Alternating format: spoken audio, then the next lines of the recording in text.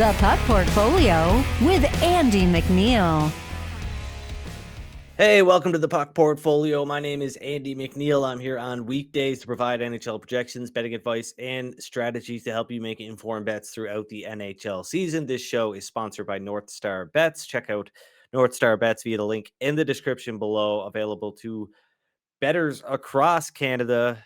We've got lots of NHL action on Thursday. We covered it on Wednesday's live stream with Nick Martin, but let's get into a quick schedule breakdown. Of course, if you've been here before, you know what you're looking at. The days rest, or the rest column, tells you how many days rest teams have across the NHL, while the load column tells you whether or not a team is playing a back-to-back, 3 games in 4 nights, 4 games in 6 nights, etc. Just gives you a little bit more context. I won't spend a lot of time on it here. You can screenshot it and have a little bit of more of a look later after the show. But let's get into some of the updates for Thursday's NHL action. Of course, on yesterday's live stream with Nick Martin from the Action Network's Line Change podcast, I made a couple of money line bets, talked about a few more that could potentially find their way onto my betting card.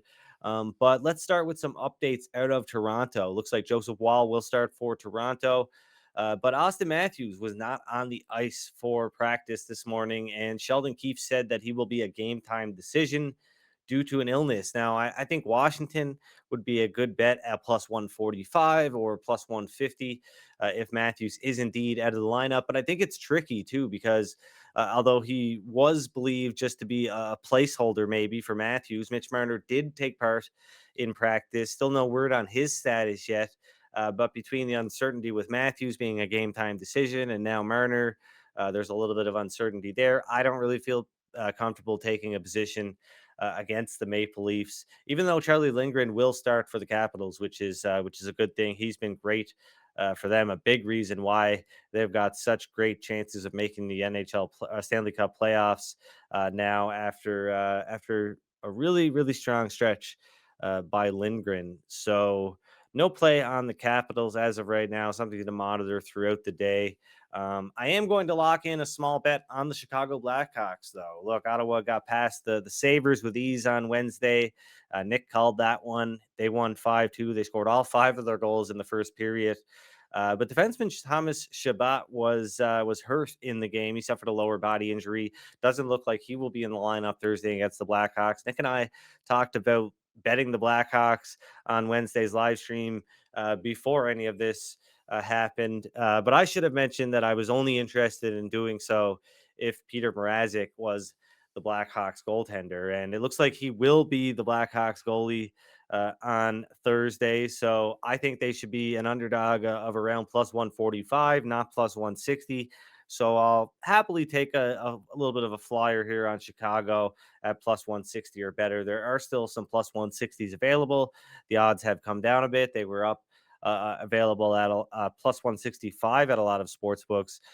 So I'm risking 0.5 units on Chicago at plus 160 now that it looks like Peter Mrazek will be in goal. I do not want to bet on Arvid Soderblom at those prices. Now, following up on the 2 bets that I did lock in on Wednesday's live stream, first off is the Florida Panthers. I've got them to beat the Islanders at minus 172.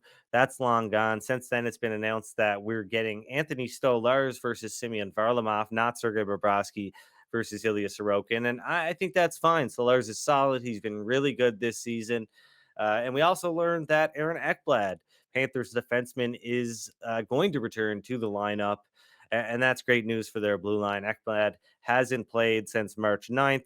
Paul Maurice confirming that he will indeed return to the lineup. So Florida, even though it is not going to be Bobrovsky, their odds have improved slightly due to the fact that it won't be Ilya Sorokin and Ekblad is returning to the lineup. The other bet that I locked in was the Dallas Stars at plus 102, but they're now minus 115 or higher at most sports books. So I think the value is gone, at least according to my model. A big game between the Kings and the Oilers as far as, a potential playoff preview. Right now, these two teams slotted in a first round matchup against one another. That could change between now and the end of the season. An Oilers win would create a bit more of a gap between these two teams. A Kings win would maybe give the Kings a chance of actually catching up and getting home ice advantage over the Edmonton Oilers, although it does seem unlikely. Edmonton had a bit of a rest disadvantage here, though. They've had 1 day off. The Kings have had 2 days off. LA bringing a 4-game win streak into Edmonton. They've been playing pretty good on the surface lately. They're 15-7 straight up since the All Star break, but I think their underlying metrics have dipped off quite a bit. You look, they are 18th in all situations and expected goals over the last month, and in all situations, like I said, and at 5-on-5, they're down around 14th. So, not the same type of team that we were watching earlier this season. But I would expect this game to be played pretty tightly though, because Edmonton they're just as good on defense as the Kings. Both teams ranking top 10 in goals against per 60 minutes over the last month. So. Something I did find interesting here is that Edmonton has only scored 2.6 goals per game against the Kings in their last 10 meetings. The Kings and the Oilers have both been pretty good on defense, like I said. And I'd expect this one to be have a playoff vibe, and maybe goals are a little bit more hard to come by. You look at how these two teams played in games late last season when they were kind of on a crash course for the or a collision for the first round playoff matchup. And the Oilers won the first game late in March 30th, by a score of 2-0. They played again on April 4th, less than a week later, and won that game 3-1. So I would expect, a similar style of game, anyways, between these two teams, a little bit more of a playoff style. And maybe the under is something to consider. But for now, I am going to sit back and see where this one goes in the market. The only other game that is kind of intriguing here, based on how the odds have maybe moved around a little bit at some sports books overnight, is the Rangers and the Avalanche. And now I'm thinking maybe I did not give enough consideration to the possibility that Jonathan Quick could start in place of Igor Shesterkin in this game. After all, Quick did start at home versus the Avalanche the last time these two teams met. He actually got the win over the Avs 2-1. And they have not shied away from going to Quick here. And my original projections was skewed kind of 70-30 in favor of Shesterkin getting the start, but I've moved it down to 50-50. If Quick starts, I don't know that there would be really any value betting New York at the current odds, but I think if Shesterkin is in goal, I'd grab the Rangers at plus 140 or better for a small wager. But that pretty much does it for the updates for Thursday's NHL games. Like I said, I've got 2 bets from Wednesday's live stream locked in. Got some great line value on those. Of course, the Stars at plus money, plus 102 now, up around minus 115. The Carolina Hurricane, or sorry, not the Carolina Hurricanes. I'm reliving a traumatic experience from betting the Hurricanes as a big favorite on Tuesday. On Thursday, I've got the Florida Panthers minus 172, and the Panthers are now up around that minus 190-ish, minus 200-ish price point. So those are my 2 bets, my 2 favorite bets for Thursday. And I've also locked in a small bet. I'm going to hold my nose and bet the Chicago Blackhawks at plus 160 or better. That's a half unit play. The 2 previous plays, a 3/4 unit play on the Dallas Stars, and I'm betting to win 3/4 of a unit on the Florida Panthers. But while we wrap up today's episode of the Puck Portfolio, I want to direct your attention to an interview that I recorded with Sheng Peng from San Jose Hockey Now on Wednesday. So check that out before you sign off. I'll see you on Friday. Pleased to welcome in Sheng Peng, editor in chief of San Jose Hockey Now. Sheng, how are you doing? Pretty good. How about yourself? I'm doing great, man. But the San Jose Sharks, they've had a tumultuous season to say the least. That's putting it And nicely. I want to start with one player that a lot of people had some high hopes for heading into the season, as far as maybe being somebody that could work his way into a Calder Trophy race, and that's William Eklund. He was playing on the team's second line, but 3 games ago he got demoted from the center position down to the fourth line wing position. But he seems to have responded pretty well. So talk to me about his play this season, how you think he's responded, and as me, somebody who likes to make predictions, this summer when I'm looking at the San Jose Sharks heading into 2024, 2025, where should I be slotting William Eklund at in the lineup? First, I don't think William was eligible for the Calder because he played 8 games in 21, Yeah, 22, you're eight right. in last year. So I think that that made him ineligible. But anyway, though, in regards to his play, yeah, he responded quite well to being dropped. I think playing center was really really hard on him, and it's hard for any young player, especially for a guy that has played wing for the last couple of years. And so I think it was the right move to drop him, especially from center. He had a 5 game road trip there at center where he had 0 points, -9, and he won 20% of his faceoffs. And now I know that plus minus and face-off winning percentage isn't a great indicator of things, but if you could see it on the ice too, that I think that he was kind of dragging a little bit out there in that role as a center. And so anyway, overall his year though, like I mentioned, responded well to kind of being dropped down to the fourth line. Similar thing happened this year where David Quinn dropped him from the first to the third line, and he responded with one of his better games. And I think that shows sort of his maturity. And so I think overall with an Eklund, still feel pretty good about him, even though the team obviously around him hasn't done really well. One thing that I've noticed with William is that sort of his attitude, how he treats things. It's very kind of stoic, kind of. Doesn't seem to really matter so much what's going on around him, and he focuses on what he needs to do. And I think that kind of maturity helps him stay up on this team that is hard to develop on because you're giving up a lot of goals and losing a lot of games. So anyway, so a big picture, I think that he's going to be just fine. Not only is he mature off the ice, but I think on the ice too, he has a strong defensive conscience, plays a two-way game. And so I think that will kind of show itself more when a team gets better. Of course, it's hard to show your two-way game when your team's goal differential is like minus 125 or something ridiculous. One minus So 133. 133, yeah. So, but anyway, though, so I think long term, he's going to settle in, be a very solid kind of second line kind of scorer, but not just a guy that can put up points, but a guy that can play in every situation that you can trust defensively and who is going to be a winning player. And so that's, I think, very valuable. Okay, great. I like that you said that about his two-way game and how he's, mature in that area.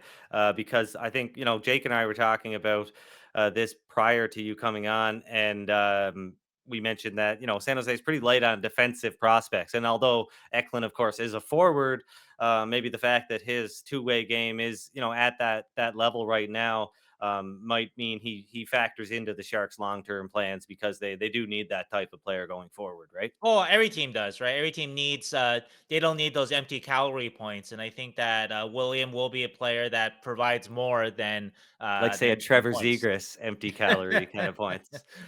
Little laugh for Sharks fans, right? I want to talk to you about Thomas Hurdle though, because that trade sort of came out of left field Sure. for a lot of people, I think, and I think it sent the message to the hockey world that the Sharks probably don't plan on being competitive anytime soon. Obviously, there's a lot of salary retention there.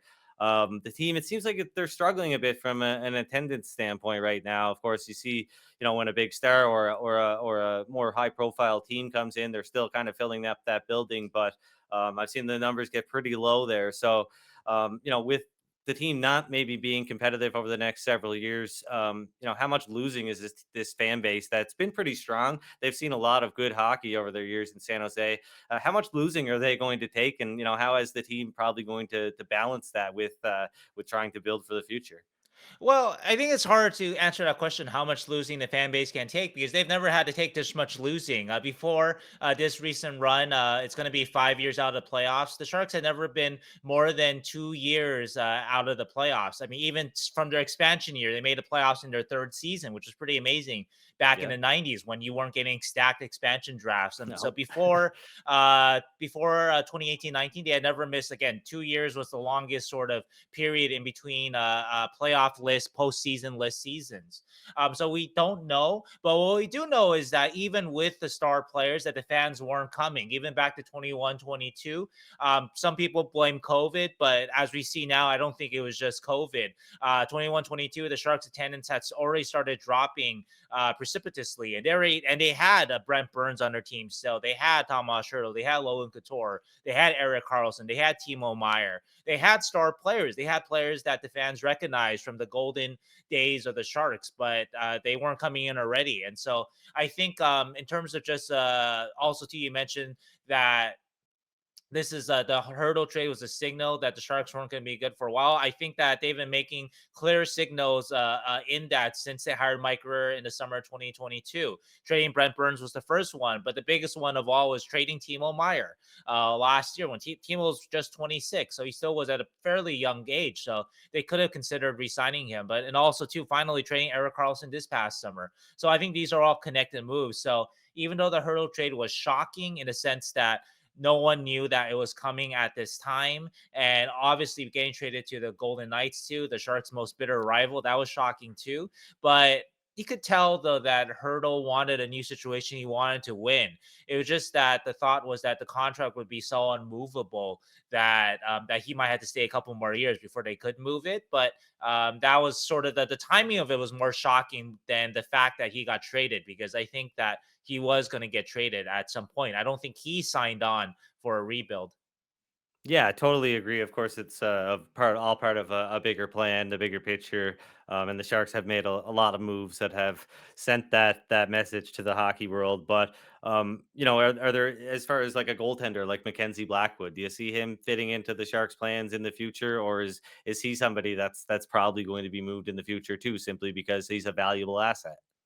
I think it's a we'll see thing. I think there is some hope within an organization that McKenzie can live up to the hype that he had in the early days in New Jersey. He was I think sixth in the Calder voting his rookie year. I think for a while he was thought to be sort of the Team Canada starter of the future. I think if Yeah. they had had a 2022 Olympics, he would have been in the discussions to be the starter for that team. And so there's talent there for sure. And so if you can live up to it, he's 27. So maybe he can be a part of the Sharks' immediate and long term future. Who knows? They do need some kind of goaltending solution because they don't necessarily have. They didn't draft any goaltender in the 2023 draft. They don't necessarily have a blue chip prospect behind Blackwood. And so they kind of need him just to step up and be the guy. And so I think it just depends on how well he performs. If he wants to stay, he does seem very happy in San Jose. And so maybe I think they are hoping that they have found a long term solution in him. But of course, it's hard to predict. Goaltending's so hard to predict, of course.